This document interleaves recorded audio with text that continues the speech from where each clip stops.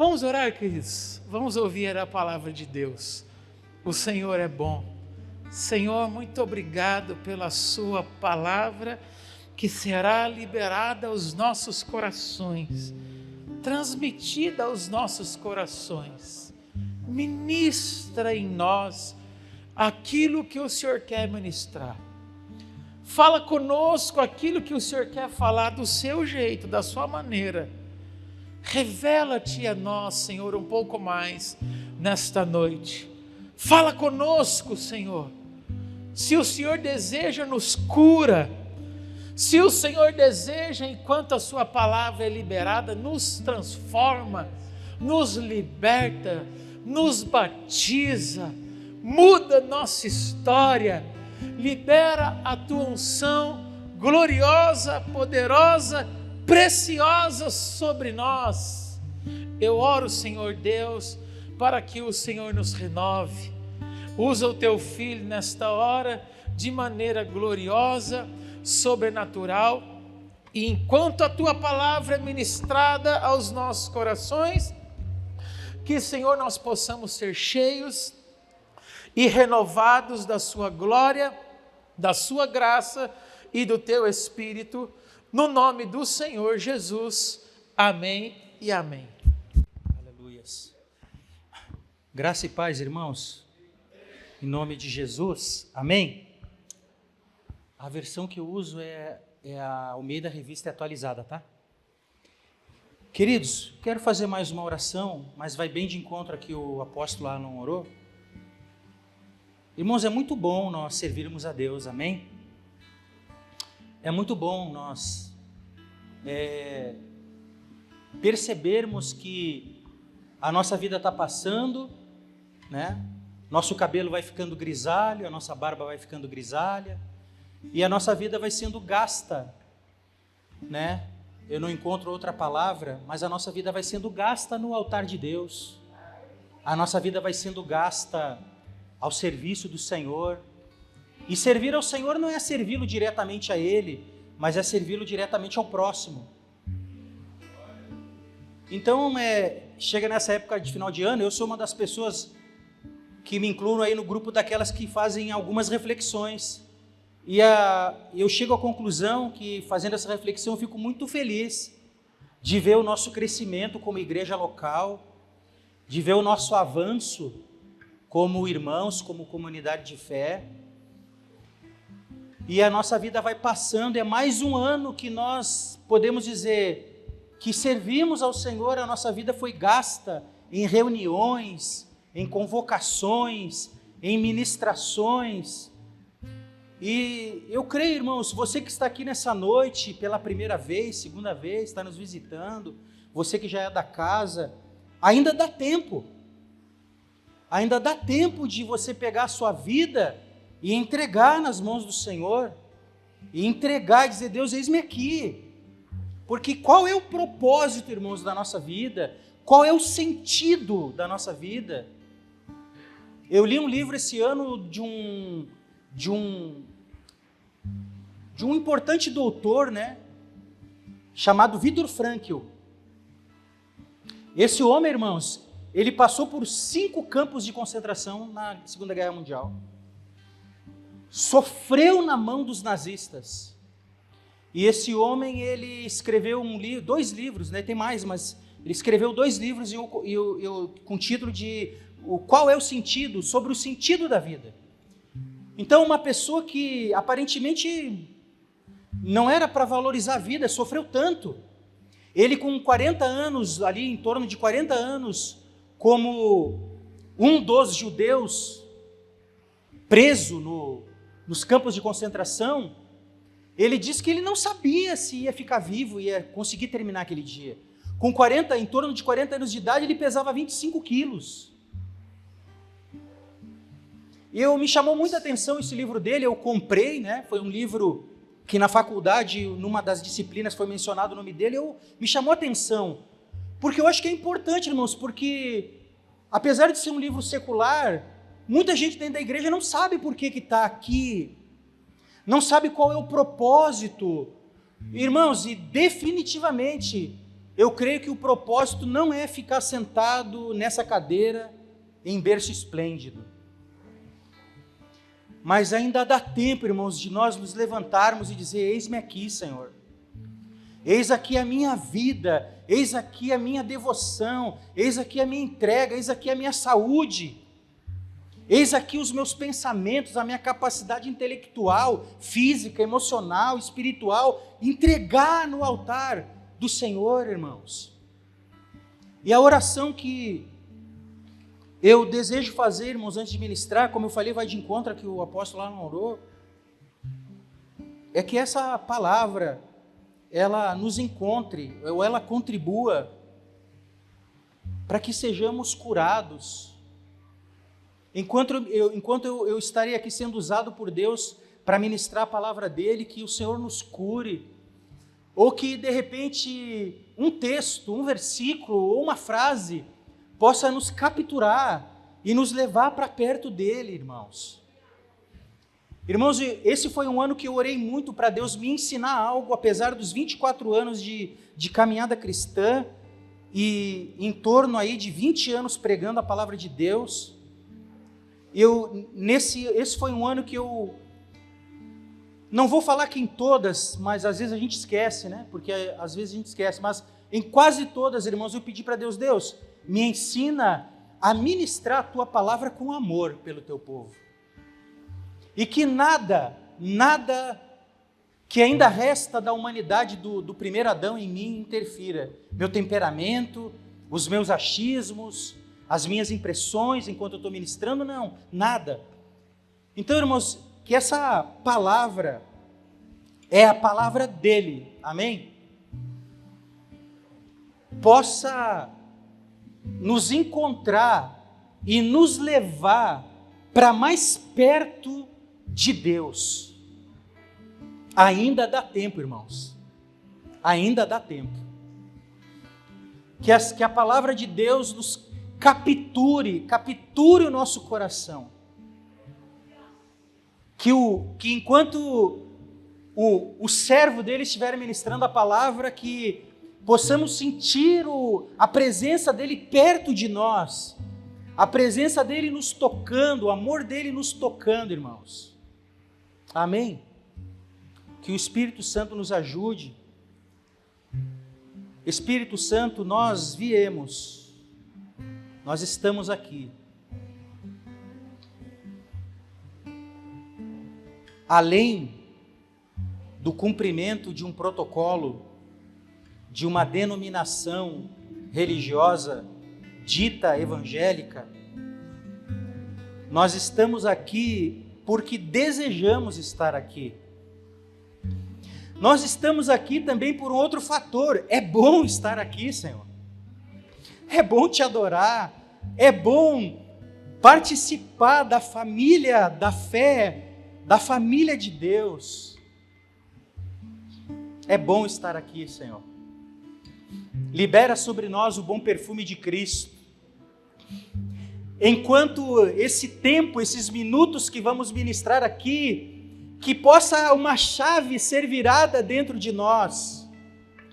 Que uma chave, a chave do avivamento, a chave da intimidade com Deus, a chave da santidade, ou a chave do arrependimento, Senhor, possa ser girada dentro de nós. Nós oramos e te agradecemos, Espírito Santo. Não nos deixe aqui sozinhos. Se a tua presença não estiver conosco, essa reunião não valerá nada, Senhor. Mas nós te adoramos. E pela fé, não apenas pela presença, o sentir de um arrepio, que é bom, mas pela fé, nós sabemos que tu estás aqui no nosso meio. Sabemos que tu és o noivo que está aqui, contemplando nossa face, nosso coração, nessa noite, Senhor. Muito obrigado pela tua presença no nosso meio. Amém e amém. Amém, irmãos? Abra comigo aí a palavra de Deus no livro de Apocalipse, Aleluia! Uma das últimas palavras aí do ano de 2023, o Senhor vai nos ministrar através do livro de Apocalipse, como ponto de partida. Amém, irmãos? Apocalipse capítulo 22, vamos ler a partir do versículo 6. Glória a Deus! Quem achou, diga amém. Apocalipse 22, do 6 ao 20. Disse-me ainda, estas palavras são fiéis e verdadeiras. O Senhor, o Deus dos espíritos dos profetas, enviou seu anjo para mostrar aos seus servos as coisas que em breve devem acontecer. Eis que venho sem demora. Repita comigo, eis que venho sem demora. Bem-aventurado aquele que guarda as palavras da profecia deste livro. Eu, João, sou quem ouviu e viu estas coisas. E, quando as ouvi e vi, prostrei-me ante os pés do anjo que me mostrou essas coisas para adorá-lo. Então ele me disse, vê, não faças isso, eu sou conservo teu. Dos teus irmãos, os profetas, e dos que guardam as palavras deste livro, adora a Deus. Disse-me ainda, não seles as palavras da profecia deste livro, porque o tempo está próximo. Continue o injusto fazendo injustiça, continue o imundo ainda sendo imundo, o justo continue na prática da justiça e o santo continue a santificar-se.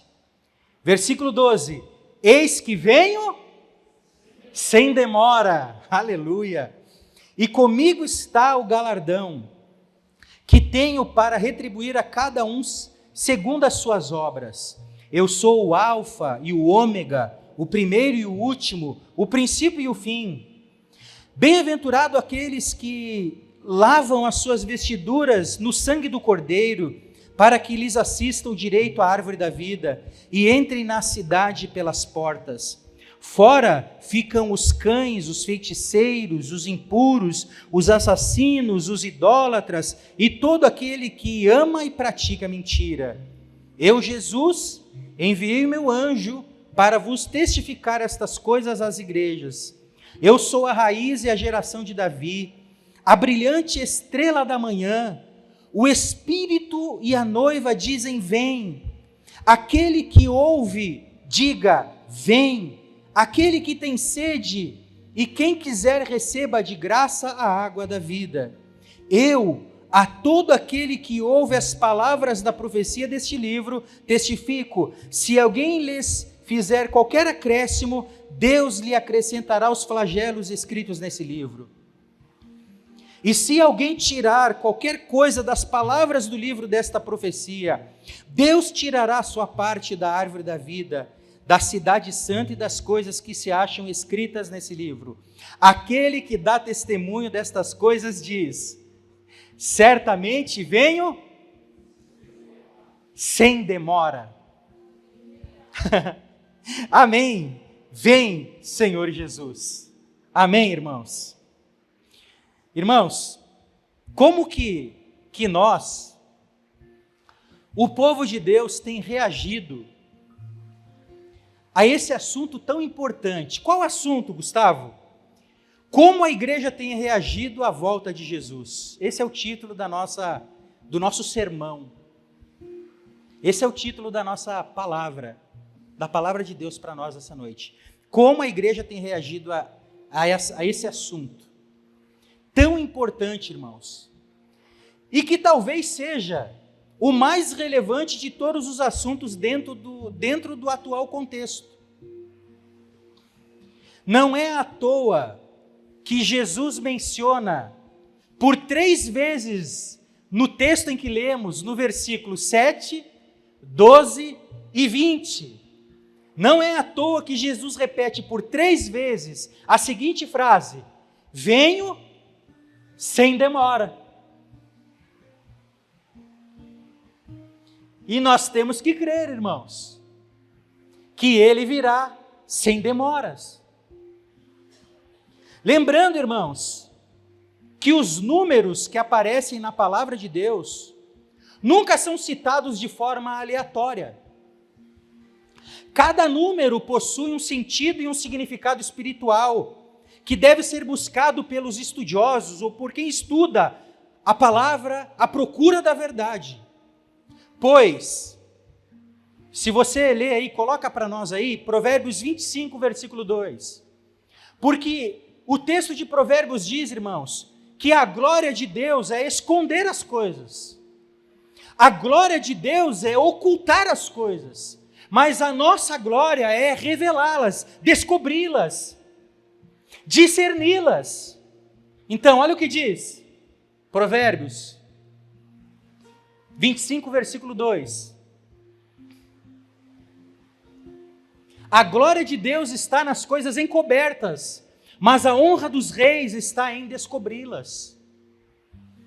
Então, irmãos, o que está por trás, né, daquilo que Deus quer dizer através das palavras, dos números? O número 3 é o número da divindade. O 3 é o número da plenitude divina. O 3 é o número do testemunho perfeito. É como se o Pai, o Filho e o Espírito Santo estivessem dizendo: prestem atenção. Nos últimos versículos das Escrituras, o que ele está querendo dizer? Eu venho sem demora. Ele está querendo chamar atenção para isso. Ele está querendo chamar a atenção da sua igreja. Prestem atenção na minha volta, na minha vinda. Agora, irmãos, o quanto conhecemos da sua volta é um assunto muito amplo. Aonde está, irmãos, o quanto nós líderes e também o povo que ministramos estamos preparados para a sua volta?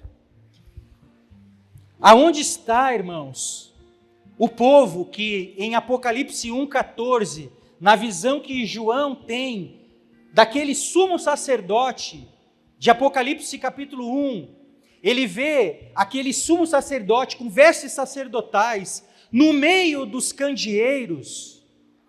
Ele tem a visão de Cristo e a igreja, irmãos. Em Apocalipse capítulo 1, a partir do versículo 9 e 10, mas no 14, ele vai descrever, e numa dessas descrições ele vai dizer que vê aquele que tem olhos como chamas de fogo.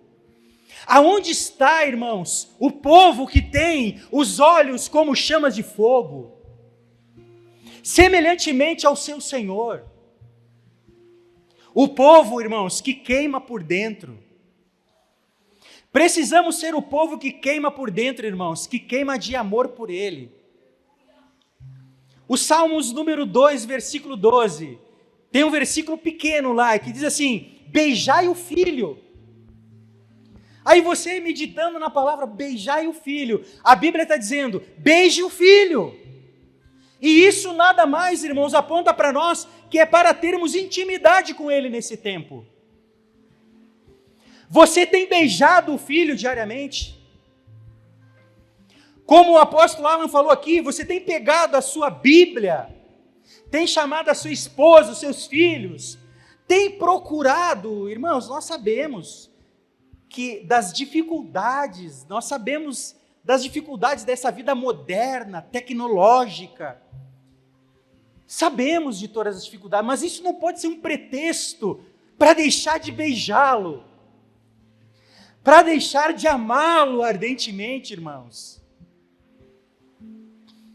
Temos que ter uma estratégia para sobressair essas dificuldades.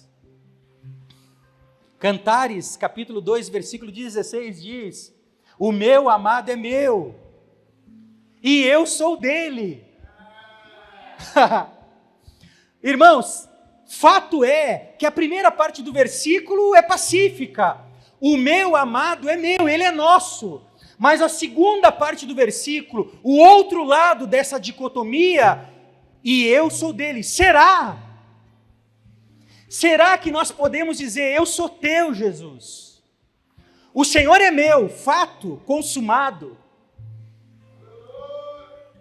E eu sou dele. Um versículo que nos leva a algumas reflexões, Teté. Será que eu sou dele? Ele é meu.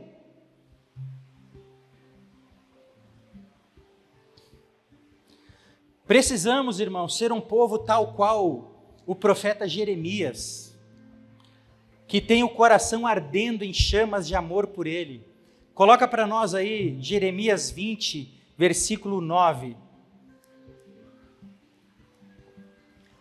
Aqui nesse contexto de Jeremias 20, versículo 9, irmãos, diz assim: então disse eu, não me lembrarei dele, e não falarei mais no seu nome.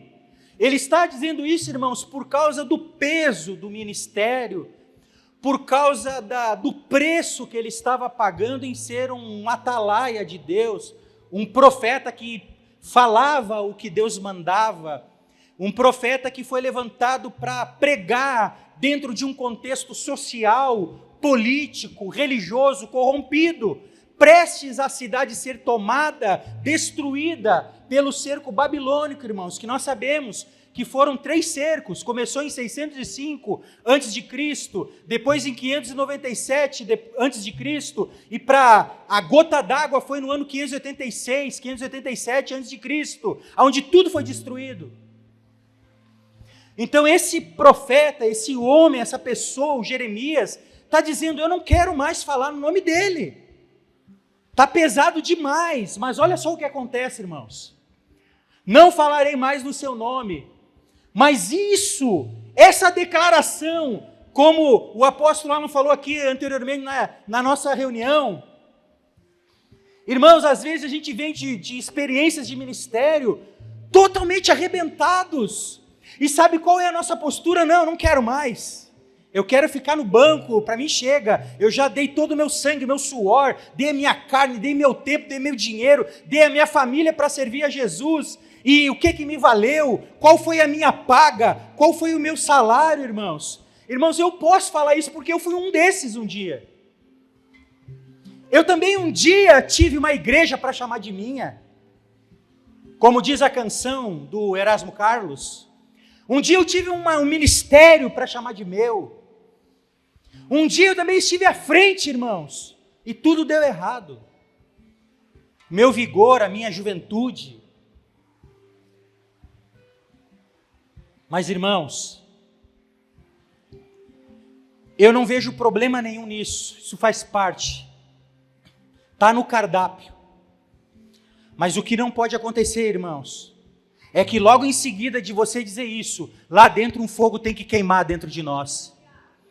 Um fogo como esse que diz assim, não falarei mais no seu nome. Mas essa declaração, eu não quero mais estar à frente, eu não quero mais ter essa responsabilidade, eu não quero ser mais um líder ponta de lança numa igreja, mas isso foi no meu coração como fogo ardente, encerrado nos meus ossos, e estou fadigado de sofrer e não posso mais. O fogo tem que queimar, irmãos. Um fogo tem que queimar dentro de nós.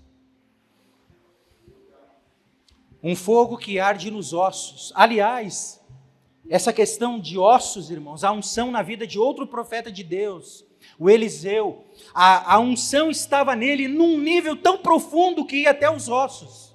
Segundo Reis, capítulo 13, versículo 21, coloca para nós aí.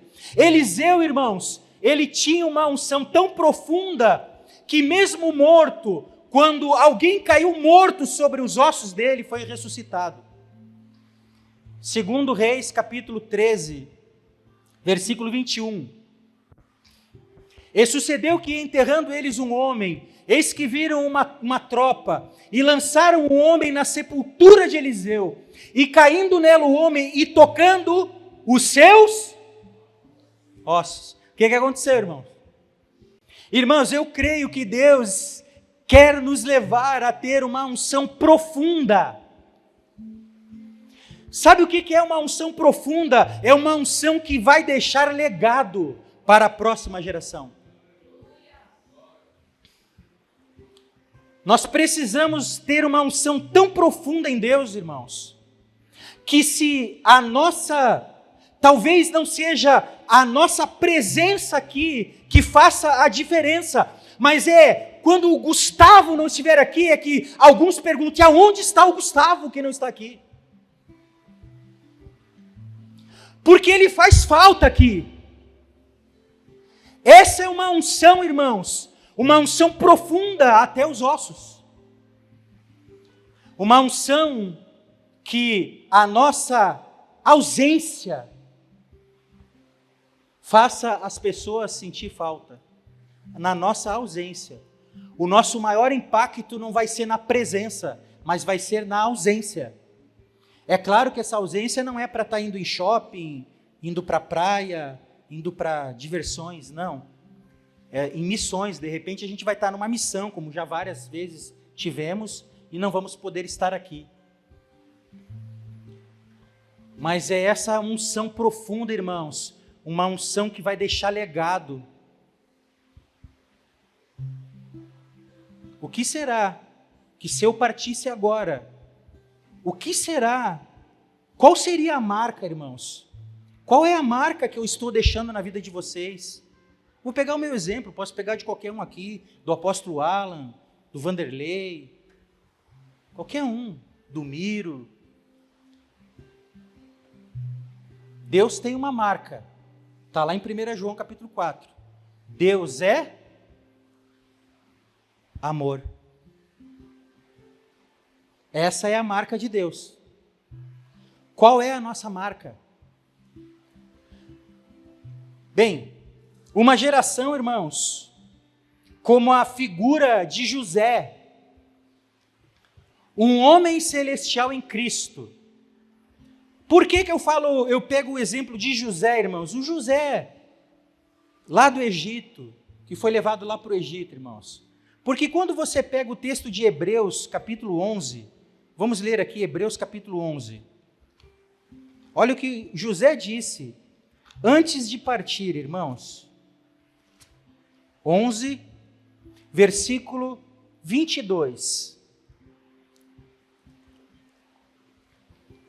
Pela fé, José, próximo do seu fim, fez menção do êxodo dos filhos de Israel, bem como deu ordens quanto aos seus próprios ossos. De novo, Vande, ossos. Traduzindo, tá, irmãos, isso aqui, com muita calma, uma geração como a figura de José, um homem celestial em Cristo, pois em Canaã, que é a plenitude de Cristo, não entra a carnalidade, carne não entra em Canaã.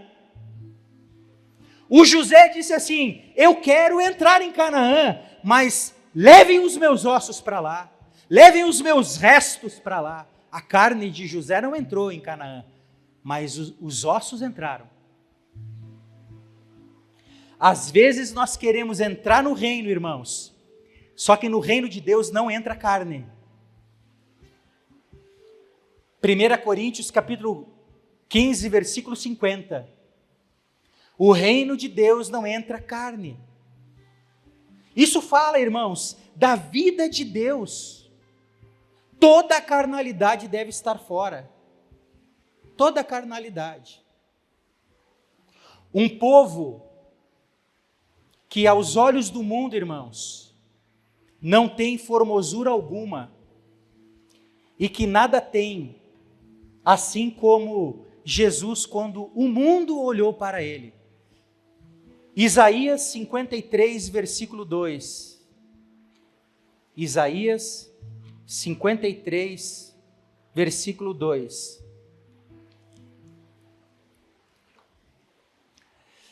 porque foi subindo como renovo perante ele, e como raiz de uma terra seca, não tinha aparência e nem formosura, olhámo-lo, mas nenhuma beleza havia que nos agradasse.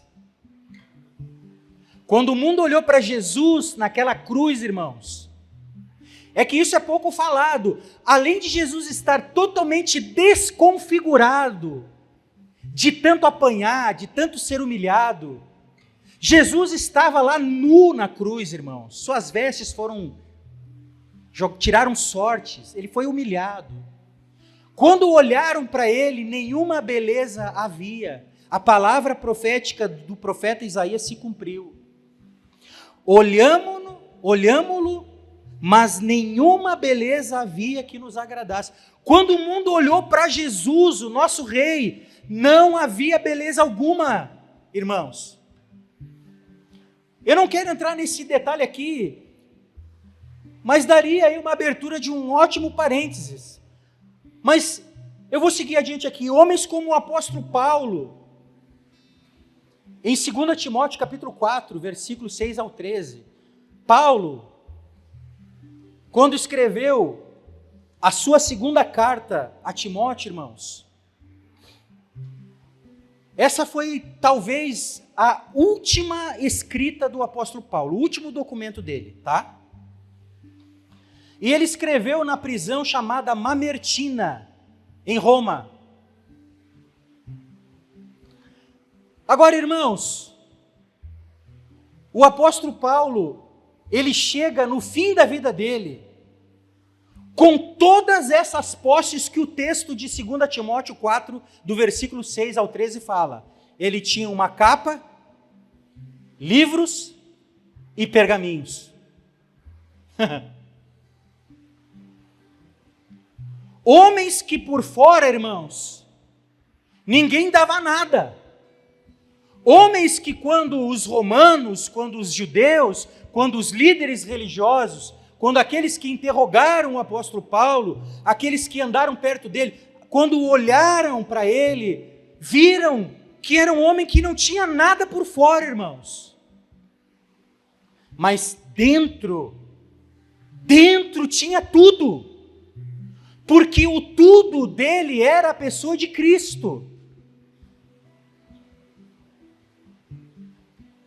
Essa é a geração, irmãos, esse é o povo, irmãos, que queima, que arde, que talvez por fora não tenhamos beleza e nem formosura alguma, mas por dentro, irmãos, está o nosso legado.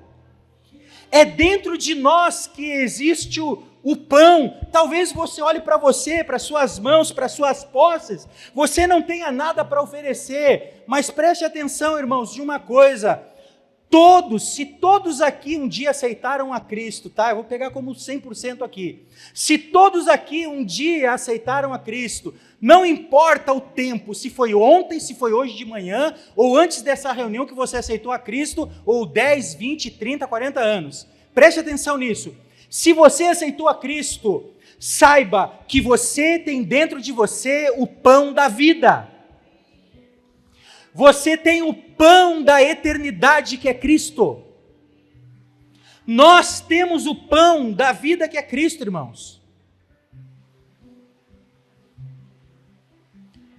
Não está muito na beleza que está por fora, mas é o que carregamos dentro. A igreja que Jesus vai buscar, irmãos, ela deve ser parecida com Ele por dentro e por fora. Não pode ser só por fora, tem que ser por dentro e por fora, irmãos. É o texto lá de Gênesis 2. A mulher é tirada de uma das costelas de Adão. Depois de pronta, o texto de Gênesis 2 vai dizer que depois que essa mulher ficou acabada, pronta, irmãos, ela não saiu por aí feliz da vida, correndo atrás dos seus sonhos, do seu sucesso pessoal, mas não, ela depois de pronta, ela é apresentada ao marido, que é Cristo. E o que acontece quando o marido, que é Cristo, olha para essa mulher? Ele diz: nossa, você é semelhante a mim por dentro e por fora, carne da minha carne, exterior, pele, fala daquilo que está por fora, e osso dos meus ossos, fala daquilo que ninguém vê, que está dentro. Então essa é a igreja, irmãos, que Jesus vai buscar. Uma igreja que tem o pão da vida, que é Cristo. Vamos ler Mateus capítulo 15. Um texto, irmãos, muito forte de Mateus 15. A partir do versículo 21.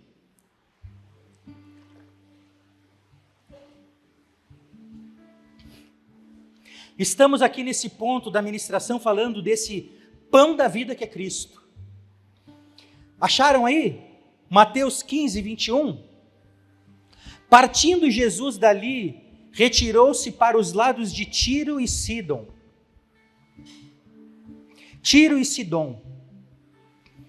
E eis que uma mulher cananeia que viera daquelas regiões clamava: Senhor, filho de Davi, tem compaixão de mim. Minha filha está horrivelmente endemoniada. Olha só, irmãos. Ele, porém, não lhe respondeu palavra.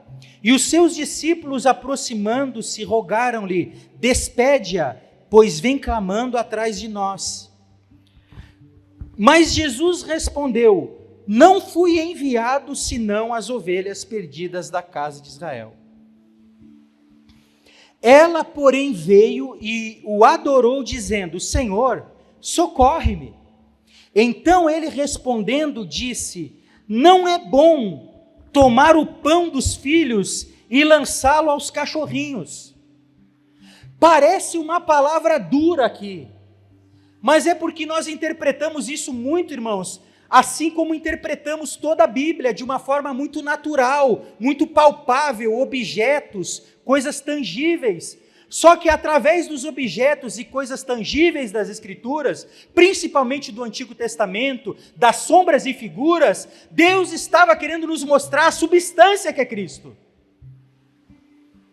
Então vamos tentar interpretar esse texto da seguinte maneira, irmão: não é bom tomar o pão dos filhos. Quem é o pão dos filhos? Jesus, irmãos. Você é filho de Deus que está aqui nessa noite? Amém? Então, se você é filho, Ele é o pão dos filhos. Agora, Jesus está dizendo assim, não é bom tomar o pão dos filhos e lançá-lo aos cachorrinhos. Olha, vai vendo. Ela, contudo, replicou: sim, Senhor, porém os cachorrinhos comem das migalhas que caem da mesa dos seus donos. Então lhe disse Jesus: ó mulher, grande é a tua fé, faça-se contigo como queres. E presta atenção, e desde aquele momento a sua filha ficou sã.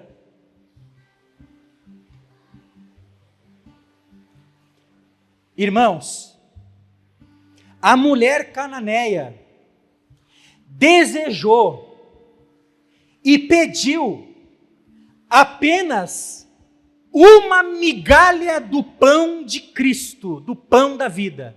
Uma migalha. Me dá uma migalha desse pão. E apenas uma migalha desse pão, irmãos, foi suficiente para expulsar o diabo da vida da filha dela. Amém? Apenas uma migalha desse pão expulsou o demônio da filha daquela mulher cananeia. Agora, irmãos, nós, a igreja, que é o corpo de Cristo, a expressão do reino de Deus na terra, temos esse pão do céu dentro de nós.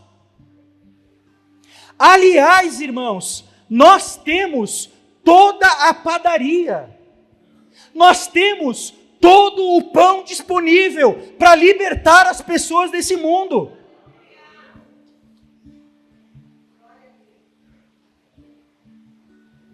Talvez você esteja aqui nessa noite e diga: Gustavo, eu não sou nada, eu não sou ninguém, Gustavo. Eu não prego, eu não oro, eu não faço nada na igreja. Mas, meu irmão, você tem o pão da vida dentro de você. E se você tem apenas uma migalha desse pão, que eu não creio nisso, ainda que você tivesse apenas uma migalha desse pão, essa migalha de pão deve servir para expulsar demônio da vida das pessoas, ou dos lugares, ou dos ambientes que você vive.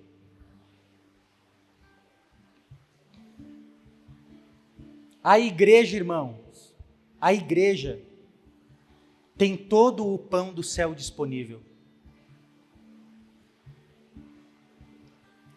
Esse assunto, irmãos, a volta de Jesus, precisa se tornar urgentemente o principal assunto para nós, daqui para frente. Em 2 Pedro, capítulo 3, versículo 1 ao 14, lá no final vai dizer que nós estamos esperando e também apressando a sua vinda. Ou seja, irmãos, desejando ardentemente. A igreja precisa desejar ardentemente, irmãos. Isso é apressar a vinda dele. Certa vez, um pregador coreano chamado Stephen Kaung disse numa conferência que ele afirmava que o motivo da demora de Jesus não está relacionado ao próprio Jesus, mas está relacionado à atitude da igreja. Que o noivo está demorando porque a noiva não clama pela volta dele. Que a demora da volta de Jesus está mais relacionada à postura da igreja do que o próprio Senhor. Cantares, capítulo 8, versículo 14. E depois nós vamos ler Cantares, capítulo 4. Eu anotei esses dois textos, irmãos, porque o primeiro texto é a expressão da noiva, em Cantares 8, 14. O que diz? Olha aqui, irmãos. Vem depressa, amado meu. Agora, irmãos, quando você está lendo Cantares, você não pode ler Cantares como muitos fazem por aí, irmãos. Que Cantares é um livro erótico, sensual, pelo amor dos meus filhinhos, como dizia o narrador. Irmãos, nós temos que ler a Bíblia com o óculos da centralidade de Cristo nas Escrituras. Nós temos que ler a Bíblia com essa lente, Cristo e a igreja. Nós temos que ler esse livro precioso, não para olhar Cantares como um livro carnal, um livro cheio de sensualidade, como muitos pregadores dizem. Pelo amor de Deus, irmãos. Aqui é a noiva que diz: vem depressa, amado meu. Vem depressa. É a noiva que entende e apressa a sua volta. Agora vamos ler Cantares capítulo 4, versículo 9. Agora olha o que o noivo diz da noiva. Elevaste-me o coração, minha irmã, minha esposa. Elevaste-me o coração com um dos teus olhares, com um colar do teu pescoço. Essa palavra, irmãos, numa outra tradução é: arrebataste-me o coração, noiva minha. Arrebataste-me o coração com um só dos teus olhares. Sabe o que diz aqui, irmãos, nesse segundo versículo? que essa é a noiva que arrebata o noivo antes mesmo dela ser arrebatada por ele. Muitos irmãos querem que ele nos arrebate. Muitos dizem, Jesus me arrebata. Mas sabe o que Jesus está olhando para nós e está dizendo? Primeiro vocês têm que me arrebatar. O amor de vocês por mim tem que me arrebatar. Irmãos, e o que é esse olhar dessa noiva aqui, irmãos? Que olhar apaixonado foi esse da noiva pelo noivo? Que Jesus está dizendo para a noiva assim, ó, esse olhar me cativou, o teu olhar me arrebatou, noiva minha. Então, irmãos, como igreja, a igreja precisa aprender isso, que antes dela ser arrebatada pelo noivo, ela precisa arrebatar o coração do noivo. E arrebatar o coração do noivo, irmãos, não será com uma vida cristã comum. Arrebatar o coração de Jesus, ninguém arrebata com uma vida espiritual raquítica. Ninguém arrebata o coração do noivo não lendo a sua palavra. Ninguém arrebatará o coração do noivo não fazendo devocionais, ou leituras das Escrituras, ou tendo um tempo de oração precioso diante dele. Não se arrebata, irmãos, o coração do noivo vivendo uma vida natural. Não se arrebatará o coração do noivo dessa maneira. O coração do noivo será arrebatado por uma noiva que tem olhos só para ele. Uma noiva apaixonada, irmãos. Aleluia. Uma noiva completamente apaixonada por Jesus, irmãos. Essa é a noiva que arrebata o noivo. O texto, irmãos, que nós lemos em Apocalipse, nos versículos 17 a 20, você vai perceber, irmãos, que ali nesse texto de Apocalipse 22, do 17 ao 20, eu chamo de um Maranata, ora vem Senhor Jesus coletivo. Preste atenção, irmãos. Primeiro, um vem Jesus coletivo. Diz assim, o Espírito e a noiva dizem, vem. Os dois. Os dois têm que clamar. O Espírito e a noiva dizem, vem.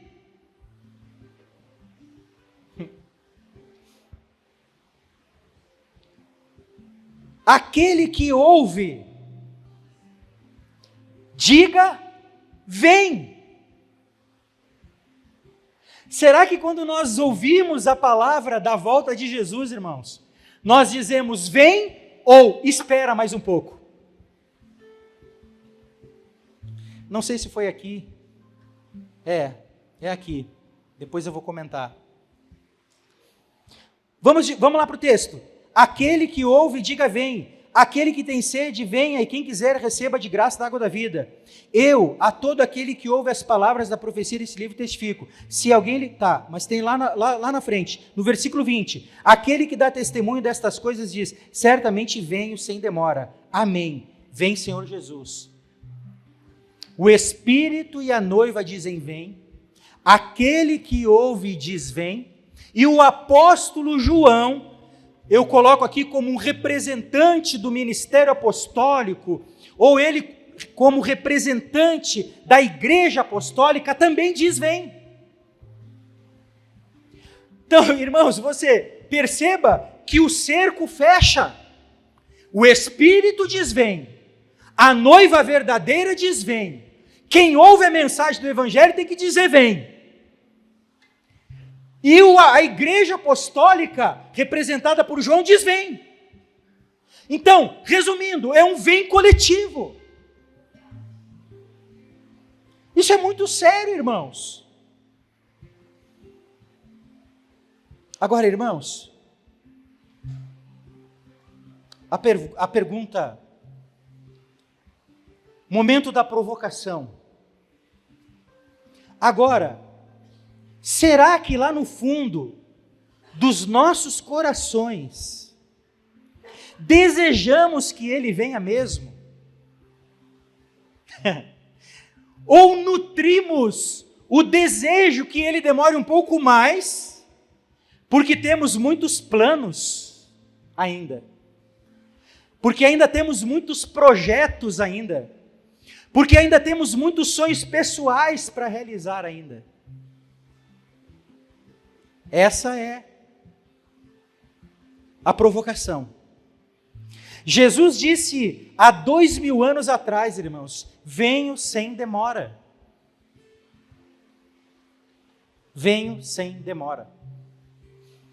Irmãos, só para a gente aqui, para não deixar brecha para alguém tomar um outro rumo. Todos nós aqui, irmãos, cremos que aquilo que Deus fala, Ele cumpre, amém? Ele falou que virá sem demora. Então, muitos vão dizer, mas Jesus está demorando. Não está. Porque Ele disse, venho sem demora. Ele virá no tempo dEle, no tempo certo dEle, irmãos. E aquilo que falou, Ele vai se cumprir. Aquilo que Ele falou, se cumprirá, irmãos. Nunca esqueça disso. É que tem certos sofismas, né? Um pensamento aqui, um pensamento ali, para tentar corromper a palavra. Eu sempre gosto de dar um exemplo muito sutil, irmãos. Não precisa nem abrir a Bíblia aí, todo mundo aqui sabe de cabeça. Quando Deus pegou o homem e criou o homem, Ele deu uma palavra para o homem, não deu? E para a mulher, ó, vem cá, meu filho.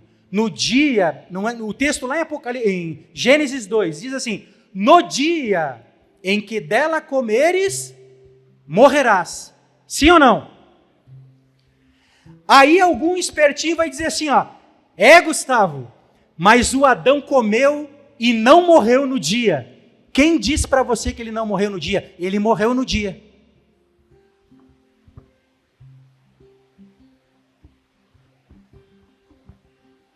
Sabe por que ele morreu no dia? Porque lá em Gênesis, no capítulo 5, quando fala da genealogia, vai dizer que Adão morreu com 930 anos. Sim ou não? 930.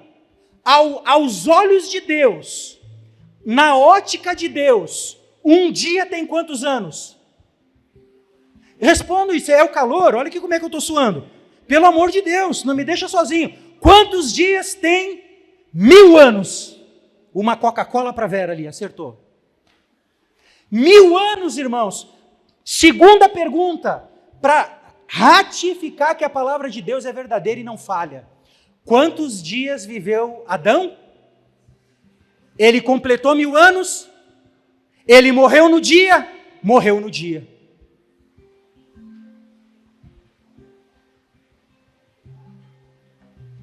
Morreu no dia. Se ele tivesse vivido 1001 dias, aí Deus teria se enganado.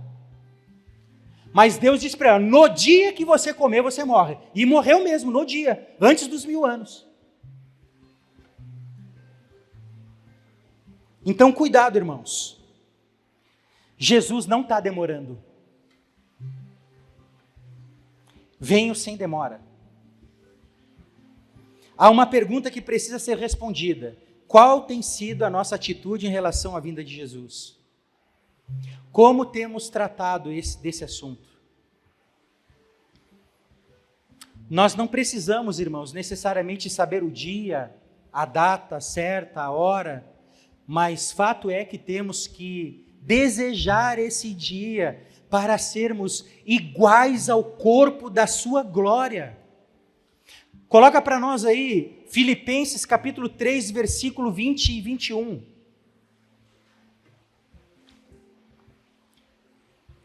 Filipenses 3, 20 e 21.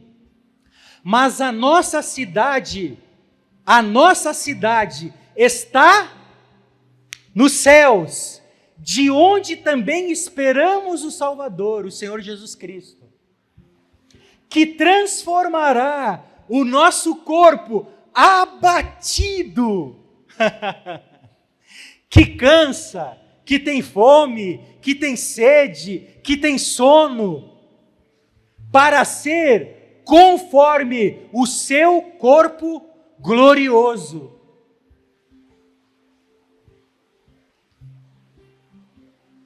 Na volta de Jesus, irmãos, esse tabernáculo temporário vai dar um lugar ao tabernáculo eterno.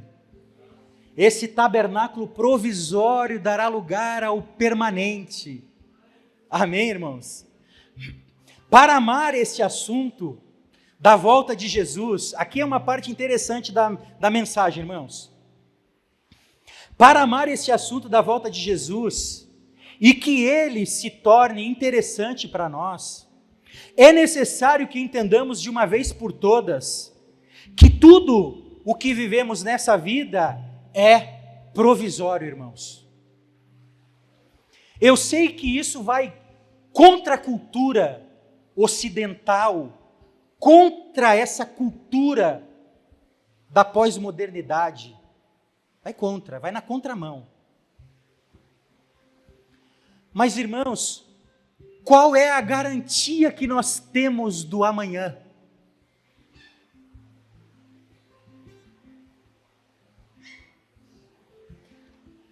Tudo o que vivemos nessa vida é provisório.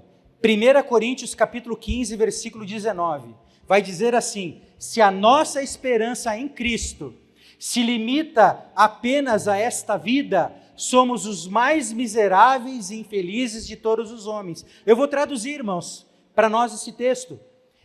São pessoas que colocam a fé em Cristo apenas para resolver os problemas dessa vida.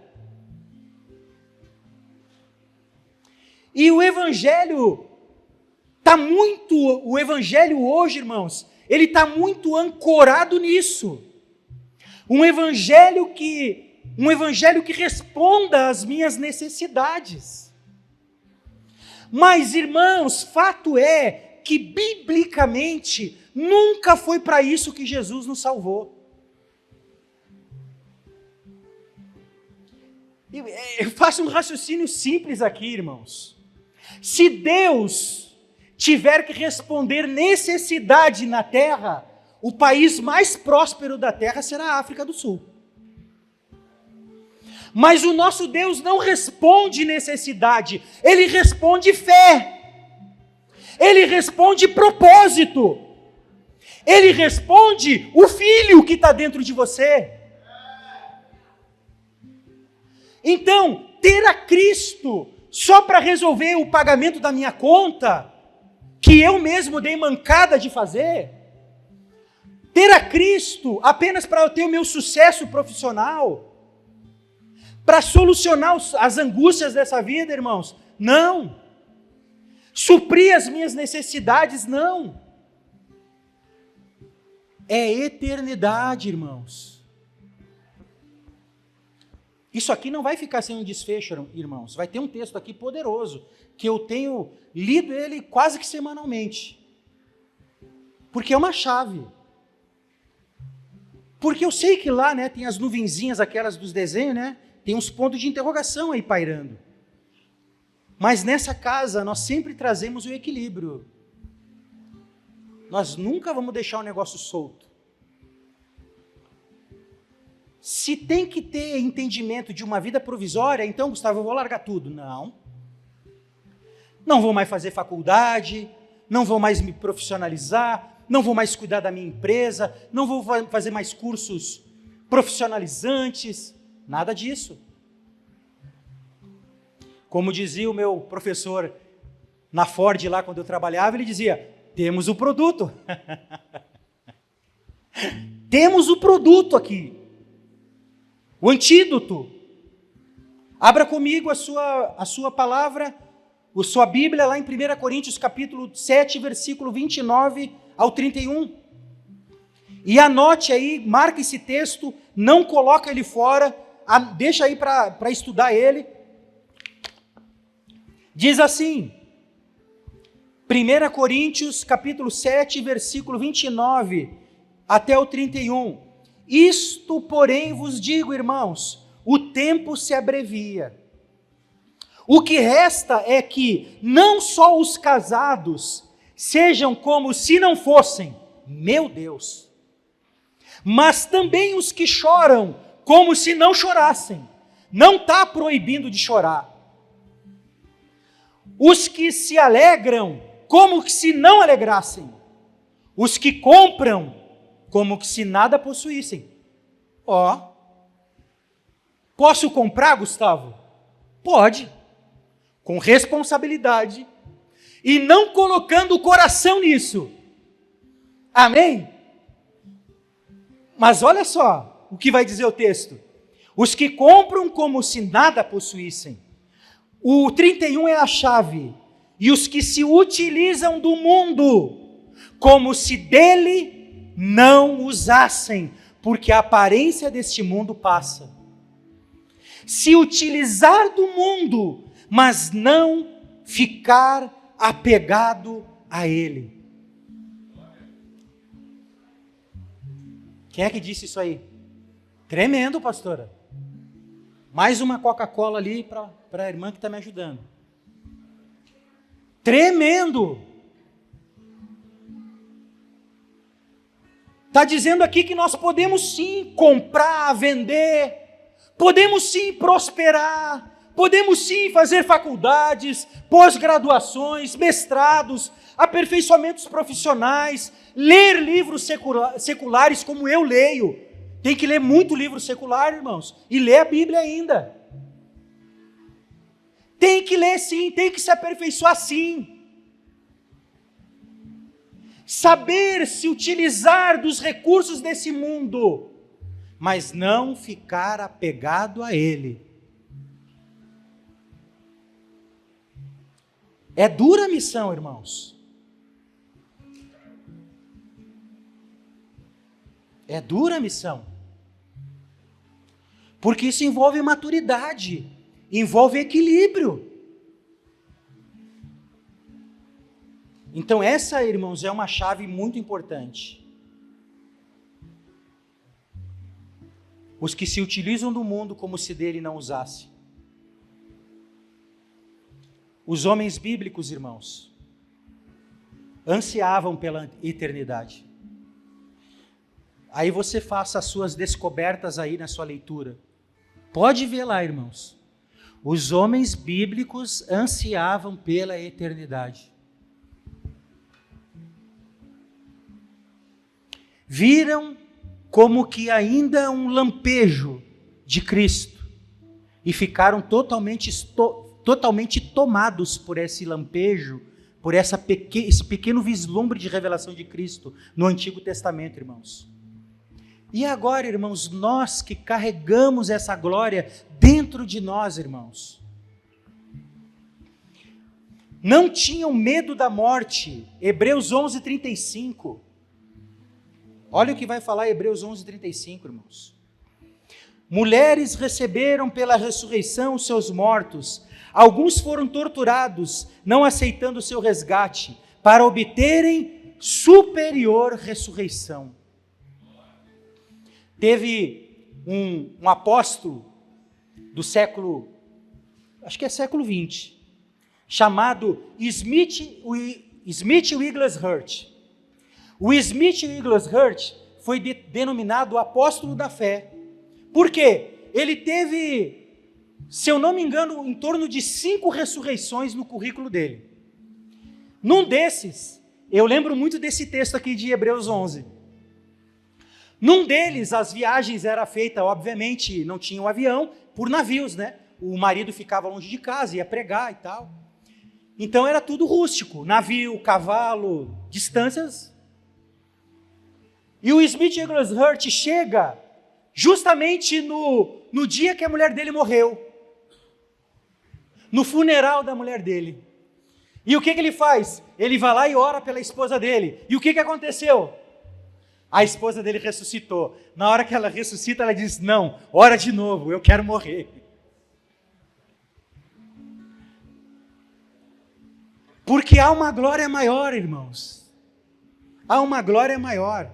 Sabe qual é o problema, irmãos? É que eles não tinham medo da morte. Não tinham medo. A morte, tá? Não vou aprofundar aqui, mas a morte, irmãos, a morte, a nossa carne,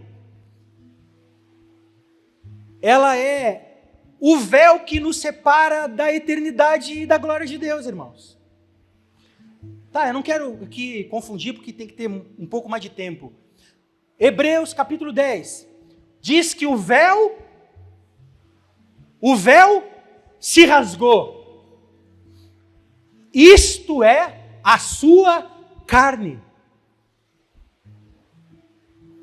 Quando a carne de Cristo foi rasgada na cruz, naquele momento que a carne dele foi rasgada, abriu uma brecha na eternidade para nós entrarmos. A mesma coisa é a nossa carne. Quando essa carne aqui, quando a gente morre, esse é o último véu que nos separa de Deus. A gente passa para o outro lado. Amém, irmãos?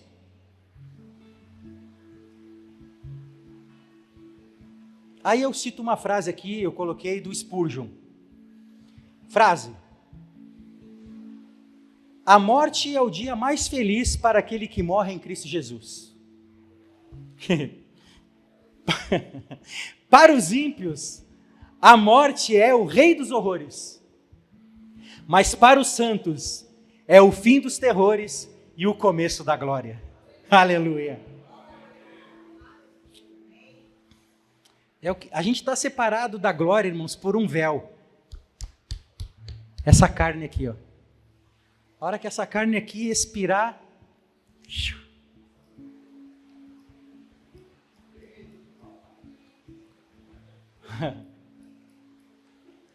tremendo, irmãos. Abraão aguardava algo que não era humano, algo que não era terreno. Seus olhos estavam fixos, focados naquilo que é celestial. Foi por essa razão que ele preferiu habitar em tendas com Isaac e Jacó. Hebreus 11, do versículo 9 e 10, você vai ler isso. Abraão percorreu toda a terra de Canaã. Está aí, Abraão, a terra aí, ó, para você. E ele percorre essa terra habitando em tendas.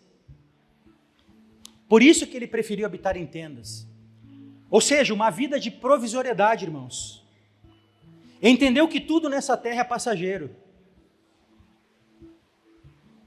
Homens assim, estou finalizando. Homens assim são incansáveis. Homens assim são imbatíveis. Quando eu falo homens, é homens e mulheres, tá? Quando homens assim, irmãos, são robustos espiritualmente. Vou repetir, homens assim, como Abraão, como os heróis da fé, que têm a eternidade, têm a visão da eternidade, homens que entram no santuário de Deus todos os dias. Salmo 73, o Asaf: quando eu olhei para a prosperidade do ímpio, a vida deles, a vida bela deles, os meus pés quase resvalaram, quase me desviei. Mas lá no versículo 17 do Salmo 73, diz assim, ó: até que eu entrei no santuário do Altíssimo, e eu atinei para o fim deles. Irmãos, se nós não entrarmos nesse ambiente de eternidade, se nós não tivermos a visão celestial em Cristo, as angústias vão nos soterrar. As angústias vão vir com tudo para cima de nós. Mas são homens, irmãos, que entram nesse lugar, nesse ambiente, todos os dias. Homens incansáveis, imbatíveis e robustos espiritualmente. Não cedem ao desânimo. Não são inconstantes. São uma igreja, um povo, uma família firmada na rocha que é Cristo. Esse tipo de pessoa possui as características daqueles que são os edificadores da casa de Deus, tá? Eu vou só passar rapidinho para a gente não estourar o tempo. São 4 textos. Prepara o gatilho aí, meu irmão. Aí eu só quero trazer uma explicação, tá? Esse tipo de pessoa possui as características daqueles que são os edificadores da casa de Deus. Igreja. O que é um edificador, irmãos? No mínimo é alguém que trabalha. No mínimo é alguém que está cooperando na edificação do corpo de Cristo, que é a igreja. Amém? Então essa palavra aqui, edificadores, ela tem que ter um sentido para nós. Uma coisa é ser um edificador da casa, outra coisa é ser um observador. Uma coisa é você ser um edificador, você está pegando numa ponta, né? Você está pegando na parte elétrica, isso aqui é espiritual, tá, irmãos? Não é nada natural, a linguagem que é espiritual. Você está trabalhando no fundamento. Nós vamos ver uma coisa, eu vou lembrando aqui, cara, e vai me arrebentando aqui o negócio. Eu estou preparando o material da história da igreja, e na história da igreja no 1º século e no 2º século, vou dar um spoiler aqui, muitos pensam assim, ó, nossa, foi Pedro que fez a igreja bombar, foi o Paulo que fez a igreja bombar, foi o Tiago, não foi. Sabe quem foi que fez a igreja crescer? Foram os pequenos comerciantes, as costureiras, as lavadeiras, os pequenos, o povo comum que fez a igreja crescer. É óbvio que à medida que a igreja cresce, precisa de edificadores. Aí é onde entra o Paulo, aonde entra o Pedro, aonde entra o João, o Tiago, os apóstolos, os profetas, que são aqueles que diante de... Já pensou chegando 100 pessoas aí? Tem que ter os edificadores, os que trabalham o fundamento da igreja, irmãos, que é Cristo, não tem outro fundamento. O fundamento da igreja não é apóstolo e também não é profeta. O fundamento da igreja é Cristo. Esses apóstolos com fundamento e esses profetas com fundamento lançam o fundamento que é Cristo. E é sobre esse fundamento que a igreja cresce, está crescendo. Então, veja bem, vou falar aqui de característica daqueles que são edificadores da casa de Deus. Ah, eu quero ser um edificador. Lá no grupo vai ter o WhatsApp do apóstolo Alan, procura ele.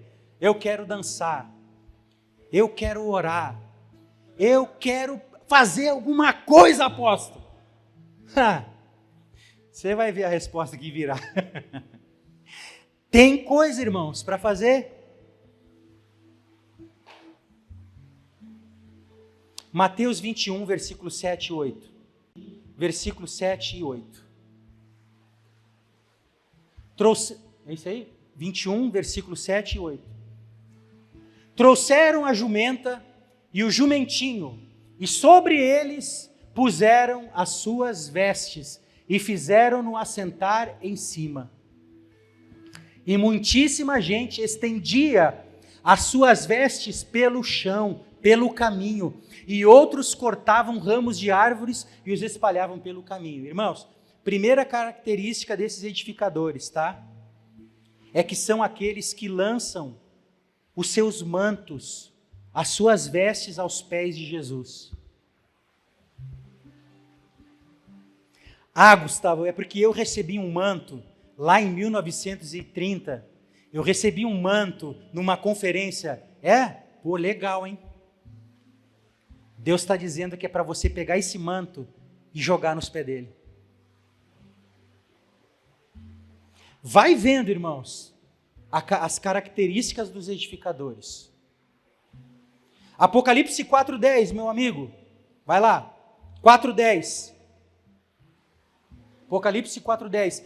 Os 24 anciãos prostravam-se diante do que estava sentado sobre o trono e o adoravam, o que vive para todo sempre, e lançavam as suas coroas, irmãos. Você quer ser um edificador na casa de Deus? Tem que pegar a coroazinha de rei e lançar aos pés dele, irmãos. Não dá para ficar tipo o Kiko, né, com a bola dele lá na vila. A bola é minha, não dou. O pirulito é meu. Tem que pegar essa coroazinha de rei, de rainha e lançar aos pés dele, irmãos. Terceira característica, Mateus 26, 65. Mateus 26, 65. Então o sumo sacerdote, tá? Aqueles que julgaram Jesus, Jesus está diante deles. Então o sumo sacerdote rasgou as suas vestes, dizendo: blasfemou. Então, irmãos, a terceira característica são aqueles que rasgam as suas vestes, para que esse novo sacerdócio entre no seu espírito. Um novo sacerdócio, irmão. Irmãos, isso é um assunto extremamente importante. Na nova aliança em Cristo, depois da cruz, morte na sexta-feira, ressurreição no domingo, inaugura-se um novo pacto, um novo sacerdócio. O sacerdócio segundo a ordem de Melquisedeque, que é Cristo, irmãos. Novas vestes sacerdotais. Quarta e última característica, primeiro livro de Reis, capítulo 13, tá? Nós não vamos ler o texto, mas pelo menos uma frasezinha aí já vai ser importante. 1 Reis 13, versículo 1, pode ser. Eis que por ordem do Senhor veio de Judá a Betel, o que diz ali? Um homem de Deus, e ele confrontou Jeroboão, tá? Não tem como explicar aqui o contexto histórico, senão ia demorar. Então, esse homem de Deus, esse profeta, homem de Deus, no capítulo 13, irmãos, até finalizar a história, serão 16 vezes esse termo, homem de Deus. O que eu quero dizer com isso? É que essa quarta característica dos edificadores, irmãos, preste atenção, são aqueles que não têm nome famoso. Teremos que nos contentar apenas como homem de Deus, jovem de Deus, mulher de Deus. Ah não, Vanderlei, eu respeito, você está me chamando de homem de Deus, mas o meu nome é Profeta Gustavo. Se eu fizer isso, Vanderlei, você me manda eu puxar minha identidade e procure lá na minha identidade onde está escrito profeta, antes do Gustavo. Então, irmãos, essa característica são aqueles que não têm nome famoso, são os sem face, os que entram e saem da missão como esse profeta, vão lá, são chamados por Deus, fazem, cumprem a missão de Deus e saem sem notoriedade nenhuma. Porque o nosso nome não importa mais, a nossa coroa não importa mais, as nossas vestes, os nossos mantos não importa mais, irmãos. E a quinta e última, 2 Timóteo 4:8. 2 Timóteo 4:8. Passou uns minutinhos, irmãos. Desde agora, a coroa da justiça me está guardada, o qual o Senhor, justo juiz, me dará naquele dia. E não somente a mim, mas também, presta atenção aqui, irmãos, a todos os que amarem a sua vinda. A quinta característica, irmãos, dos edificadores são aqueles que amam a sua vinda. Amém? Vamos nos colocar de pé. Espírito Santo, Estamos aqui, Espírito Santo. A tua palavra é viva e eficaz.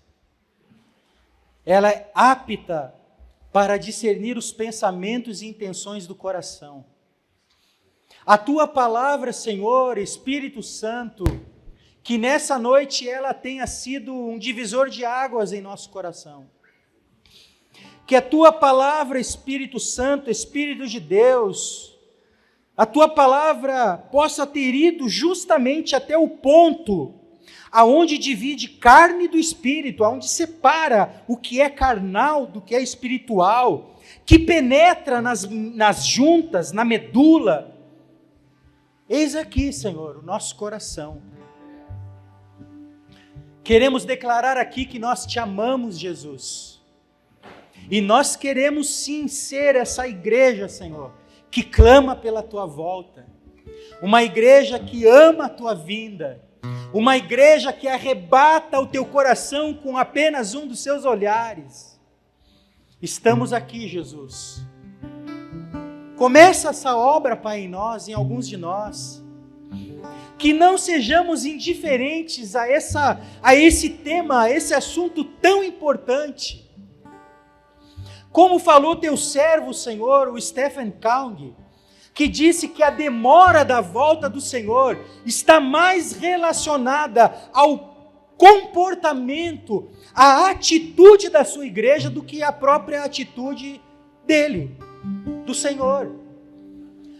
O desejo do Senhor é nos arrebatar, o desejo do Senhor é nos tomar para si, o desejo do Senhor é nos levar a viver aqui já agora esse ambiente de eternidade.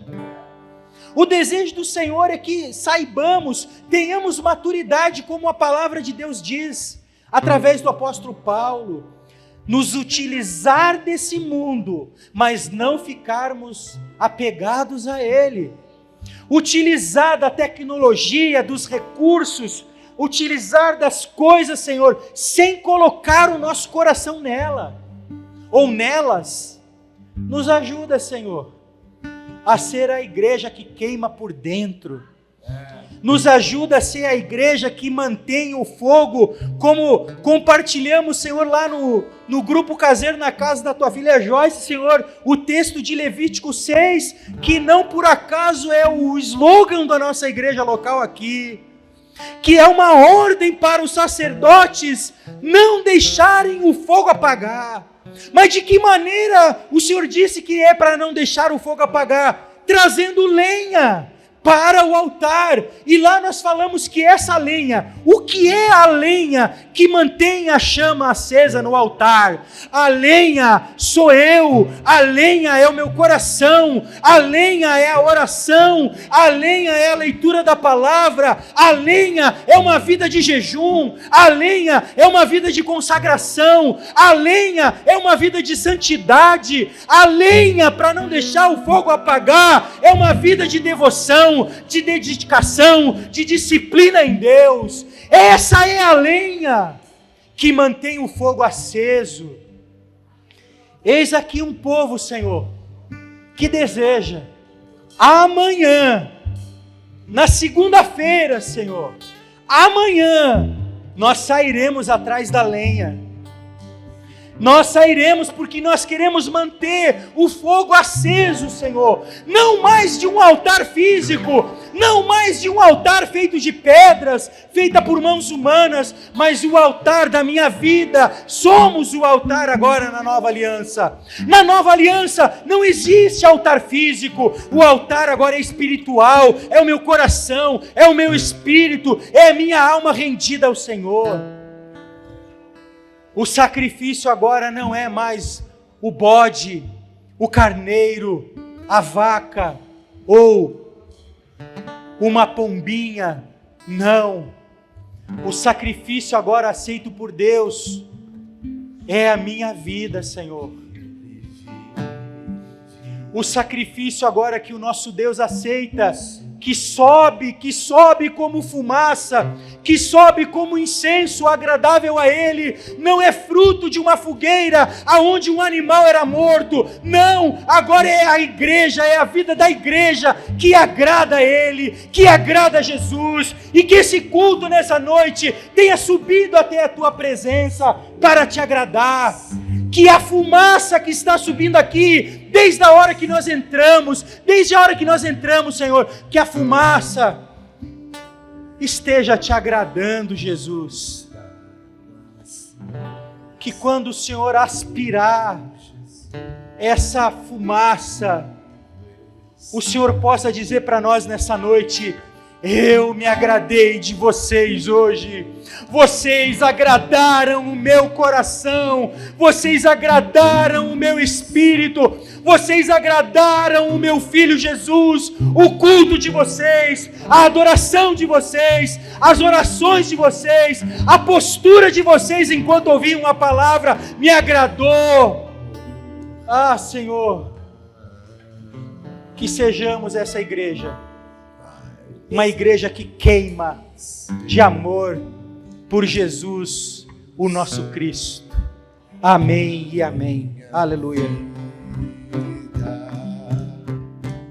Está nas mãos de Jesus e vive. Aleluia.